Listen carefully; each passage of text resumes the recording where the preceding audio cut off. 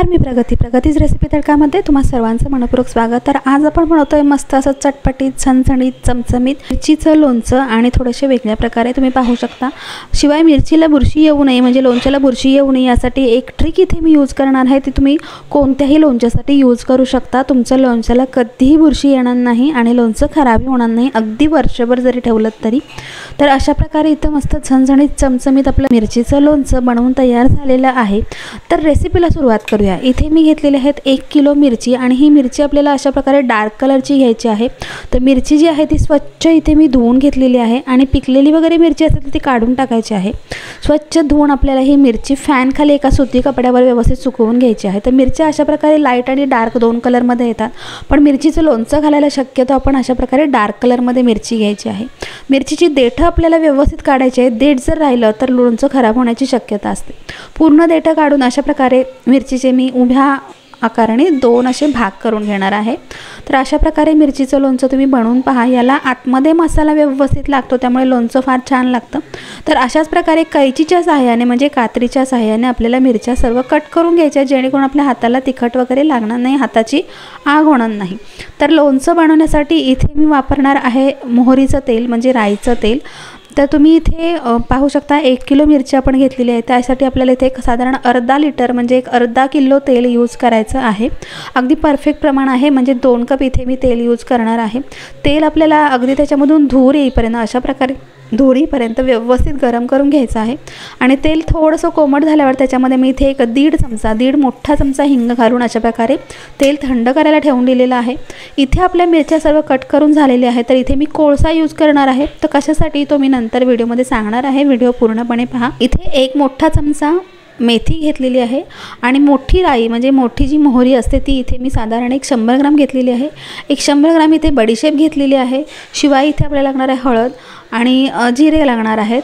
शिवाय इथे आपण घेणार आहोत मस्त असा लाल तिखट म्हणजे काश्मीरी लाल तिखट मिरची पावडर आहे।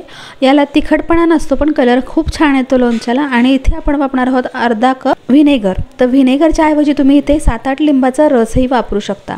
सर्वात आधी आपल्याला हे मसाले जे आहेत ते सर्व गरम करून घ्यायचे आहेत, ते गरमच करायचे आहेत, अगदी त्याला डाग वगैरे पाडायचे नाहीत। साधारण 100 ग्राम इथे मी बडीशेप, 100 ग्राम मोहरी आणि इथे 50 ग्राम जिरं आणि एक मोठा चमचा मेथी दाणे घेतलेले आहेत। तर सर्व एकत्र आपल्याला अगदी खमंग पण लो टू मीडियम फ्लेमवर म्हणजे त्याला डाग वगैरे पडला नाही पाहिजे किंवा कुठेही अजिबात करपला नाही पाहिजे, मसाला अशा प्रकारे भाजून घ्यायचा आहे। सतत आपल्याला हलवत राहायचं आहे, जेणेकरून मसाला एका बाजूने नाही तर सर्व बाजूने व्यवस्थित भाजला जाईल, त्यामुळे लोणचंही छान बऱ्याच दिवस टिकतं व्यवस्थित। तर इथे आपले सर्व मसाले भाजून झालेले आहेत, हे थंड करून घ्यायचे आहेत आणि थंड करून आपण याची जाडसर अशी मिक्सरला पावडर करणार आहोत। तर याच पॅनमध्ये इथे मी साधारण 300 ते 350 ग्राम मीठ जे आहे ते गरम करून घेत आहे। तर तुमच्या अंदाजे तुम्ही मीठ कमी जास्त करू शकता, पण इथे मिरचीच्या लोणच्याला मीठ जे आहे ते अगदी बऱ्यापैकी घालायचं, त्यामुळे लोणचं फार छान लागतं आणि फार दिवस टिकतं। तर इथे मसाले छान थंड झाल्यावर अशी जाडसर मी याची पावडर करून घेतलेली आहे, म्हणजे अगदी जाडसर दरदरीत याची पावडर करून घ्यायची आहे, त्यामुळे लोणचं फार छान लागतं। तर मिरच्या सर्व कट करून झालेल्या आहेत, त्याच्यावर आपण आता दीड मोठा चमचा, 1.5 चमचे हळद घालायची आहे। शिवाय इथे मी साधारण 5 ते 6 चमचे मीठ घातलेलं आहे। तर मीठ जास्त घातल्याने मिरचीचं लोणचं फार टेस्टी लागतं। आणि इथे आपण घातलेलं आहे लाल तिखट, शिवाय अर्धा कप जे व्हिनेगर घेतलं होतं ते घालायचं आहे। त्यानंतर सर्व जे मसाले आपण वाटून घेतलेले आहेत मिक्सरला ते घालायचे आहेत आणि आता हे व्यवस्थित सर्व एकजीव करून घ्यायचं आहे। अगदी अलगद हाताने करायचं, जेणेकरून मिरचीतल्या बिया तशाच राहतील, पण त्याच्यासोबत हा मसाला वरती कोट केला जाईल। अशा प्रकारे सर्व मसाले जे आहेत ते मिरचीला मस्त असे कोट करून झालेले आहेत। तर व्हिनेगर आणि मीठ घातल्यामुळे बऱ्यापैकी मिरची ओलसर होते आणि व्यवस्थित असं कोटिंग होतं मसाल्यांचं। त्यासोबतच नंतर आपल्याला याच्यामध्ये घालायचं आहे तेल। तेल आपलं बऱ्यापैकी थंड झालेलं आहे, शक्यतो पूर्ण थंड झाल्यावरच तेल घालायचं आहे। त्यासाठी लोणचं बनवताना केव्हाही तेल सुरुवातीला गरम करून साईडला ठेवून द्यायचं, जेणेकरून ते थंड होतं। तर अशा प्रकारे सर्व लोणचं आपल्याला व्यवस्थित मिक्स करून घ्यायचं आहे, तुम्ही पाहू शकता। तर हे लोणचं वर्षभर टिकण्यासाठी किंवा त्याला बुरशी न येण्यासाठी इथे मी जी ट्रिक वापरणार आहे ती म्हणजे कोळसा आपल्याला गॅसवर व्यवस्थित गरम करून घ्यायचा आहे, त्याच्यावर 1 टीस्पून आपल्याला हिंग घालायचा आहे आणि अशा प्रकारे स्वच्छ धुवून सुकवून घेतलेली बरणी त्याच्यावर 7 ते 8 मिनिटांसाठी ठेवून द्यायची आहे। तुम्ही पाहू शकता जो आपला स्मोक असतो तो पूर्णपणे ह्या बरणीमध्ये गेलेला आहे, त्यामुळे बरणी व्यवस्थित छान अशी स्मोकी आणि सुवास जो आहे तो फार सुंदर येतो हिंगामुळे।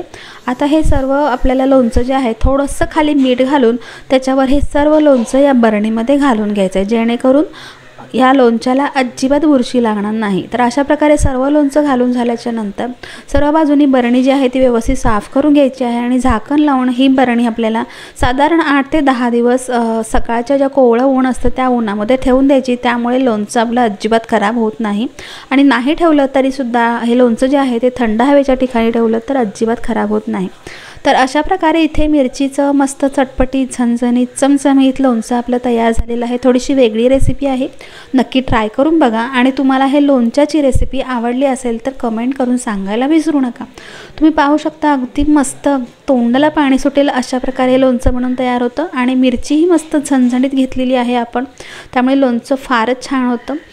तर रेसिपी आवडली असेल तर चॅनलला सबस्क्राईब करा, लाईक करा, शेअर करा आणि बेल आयकॉन प्रेस करा, जेणेकरून अशा प्रकारच्या नवीन नवीन रेसिपी जेव्हा मी अपलोड करत असते तेव्हा त्याचे नोटिफिकेशन तुम्हाला मिळत जातील। तर पुन्हा भेटूया अशाच एका नवीन रेसिपीसोबत, तोपर्यंत धन्यवाद।